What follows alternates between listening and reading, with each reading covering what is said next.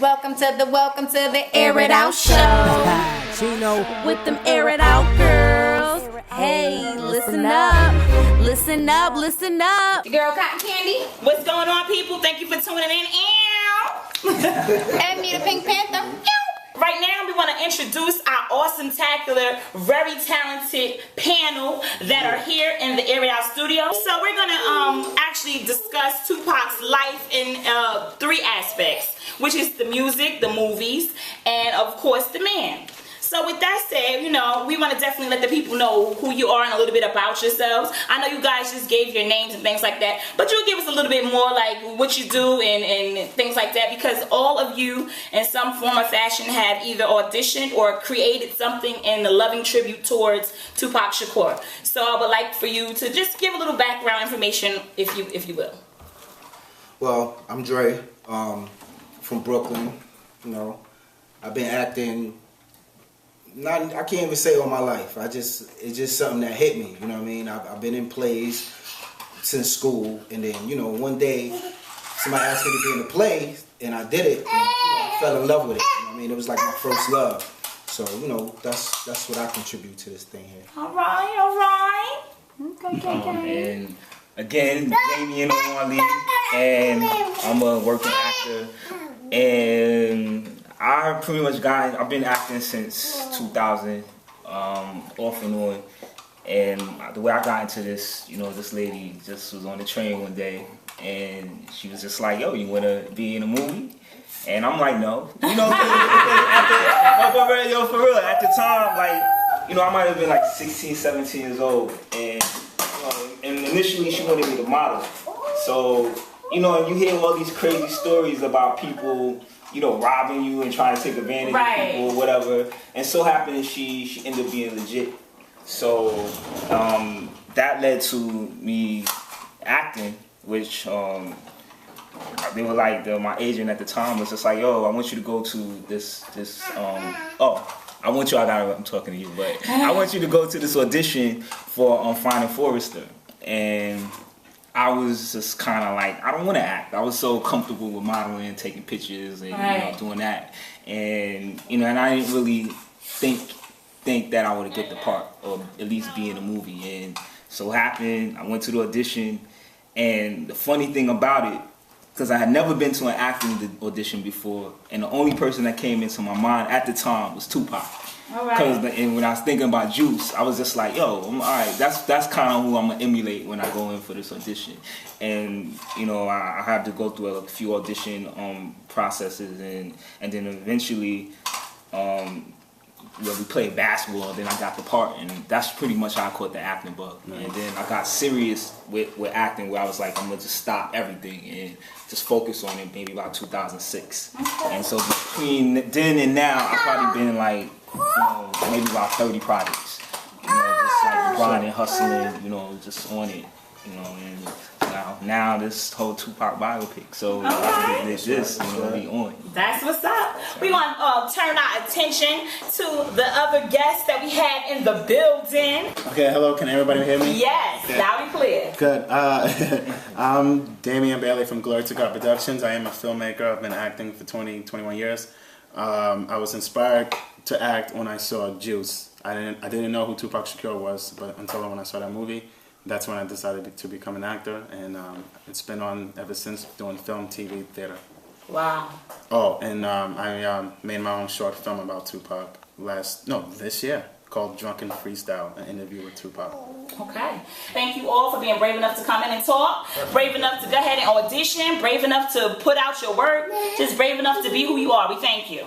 No so with that said, Pink Panther, how you feeling? I've had a chance to see everyone's work. And I wish you well, and I hope that, you know, whoever lands the role really does a great job, because Tupac was definitely a hip-hop icon, and just so much more to him. At the age of 12, Shakur enrolled in Harlem's 127th Street, a repertory ensemble, and was cast in Travis Younger's character of the play A Raisin in the Sun, that's right, which was performed at the Apollo Theater. In 1986, the family relocated to Baltimore, Maryland. After completing his second year at Paul Laurence Dunbar High School, he transferred to Baltimore School for the Arts. where he studied acting, poetry, jazz, and ballet. He performed in Shakespeare plays and in the role of Mouse and King and the Nutcracker. So this is a person that throughout his life, he was exposed to so many different genres. Like a lot of people try to lock him in a box. He's this person, he's this person. He was all of those people. My favorite video and favorite song is Holla If You Hear Me. I think that was an era of his time where he was very militant. He was talking about what was going on in the streets, and I loved it. Loved the video. I wish I knew who shot that or directed it. I can't find it. It's raw. It's full of energy. It represents him. I loved it. Ever since when he got to Death Row, that's when I was like, Okay. My favorite. And I think with Tupac is all about the mood that you're in. Right. So if you in that, like, I'm about to punch somebody in the face mood, like, I'll definitely go with Ambitions of a Rider. And, you know, just overall, I think that I would say, like, just to me, when you think about music and whatever, like, you just kind of vibe to and you just kind of, you see your life in that song, I'll have to say Smile. With featuring Scarface. Like, to me, that is probably my favorite song, because I could so relate to every word that he's saying. You know what I mean? Because I've actually lived that. So, you know, when you in that mood, you just kind of throwing that pop song, you just feeling that. And, you know, just smile for me. All right. Did you just sing? You better get it. Well, for me, I have a few. Well, nobody can say they have one favorite Pac song. Right. So, I mean, but what really made Pac made me take notice was strictly for my nigga. All right. My ninjas, yeah. Right. Strictly for my Negroes. I mean, you know, he told you what it was right then and there. You know what I mean? He basically laid it out for you. And if you was going through that, if you was in that struggle at the time, you definitely knew what he was talking about. And you know, one of my other favorite joints is Death Around the Corner, because at one time I was seeing Death Around the Corner, so I could relate 110%. You know what I mean? So, you know, Tupac is so many different songs that I like personally, but of course, you know, I'm a female and I love Dear Mama and those songs that, you know, touch parents, single parents and things like that. But what a lot of people may be surprised that I like is I Get Around. I was just saying now the reason Everybody likes I mean, but like a lot of times people like, because the things that he was saying in that, it was actually trying to teach you, trying to teach women not to be that person that will fall victim to that, because you could flip it any way you want. But basically, those lines in there when he's like, you know what, me, like all of that, why you sweating me, all of that, I get around, all of that.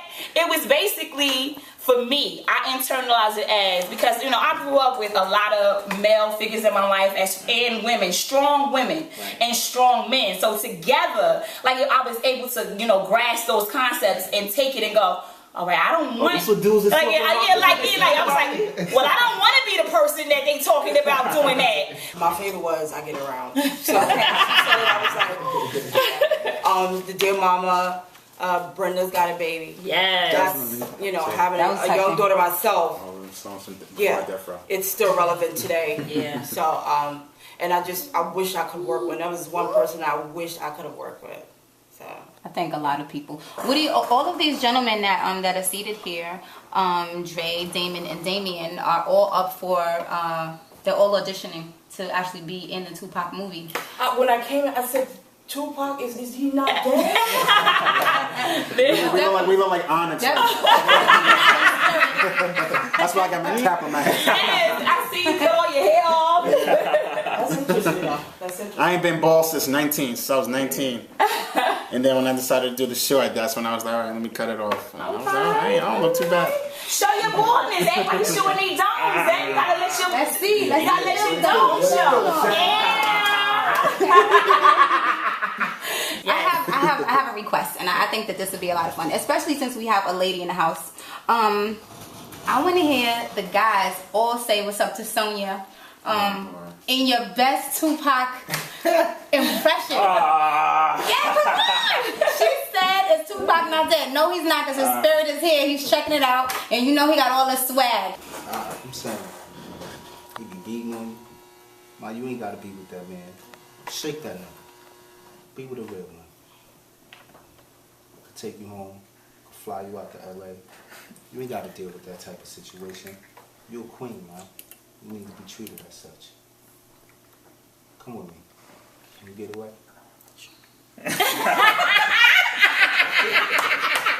Yes! That right there was Dre Foreman.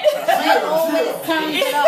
You always All right, turn it up. moving right along. Let me step out the way. You know what I'm saying? There we go. Yes, we're telling Tupac it. and come on, baby, make you sleep. Let me start over. Make your seatbelts click, baby. We follow all safety guidelines around these parts, and we out.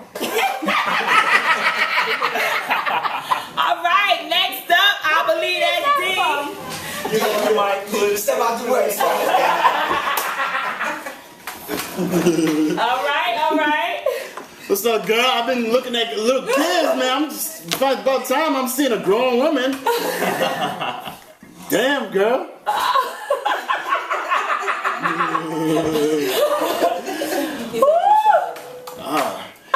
You got me stuck, girl. So where you coming from? Brooklyn. You coming from Brooklyn? Yeah. All right. I don't even know what to say. I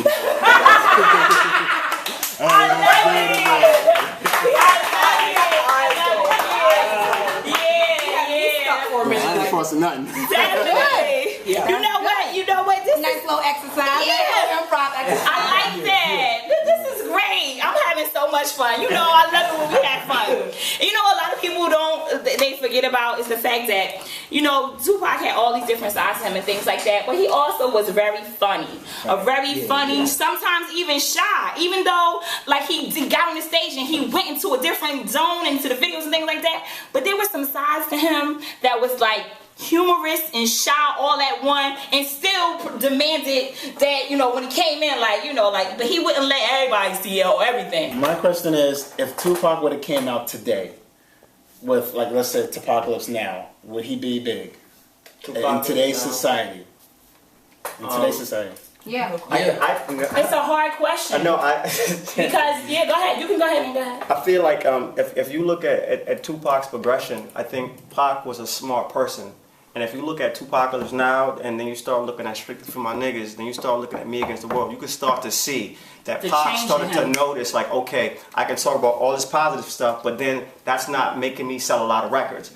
But then he starts saying a lot of thug stuff. We can't curse on the air, right? No, we cannot. Okay, sorry, I was gonna say that. But Shout out to Everyday Radio. We love you. This is the Air Out Show. We're here each and every Thursday from 7 to 9. I don't want that, man. Come on. But seriously, and he even spoke about that. If he said, listen, you know, if I say about saving the kids, nobody want to hear that. But if I start talking about 10 niggas got 10 guns and everything, now everybody's kind of like, oh, listen. So Tupac now would not do good. All Eyes on Me would do great. Machiavelli, we still bumping that. But most people don't even know cuts on Tupac now to this day. So that's an obvious answer. Is no. Because you don't even notice we just played Rebel Underground. That's on Tupac now. Well, I think that, like, just to add to what you're saying, and if you look at Tupac's career, and I don't know whether the stars and everything was aligned for him, but when Juice came out, and then this album came out, so everything kind of played together where you had this image on screen on Juice,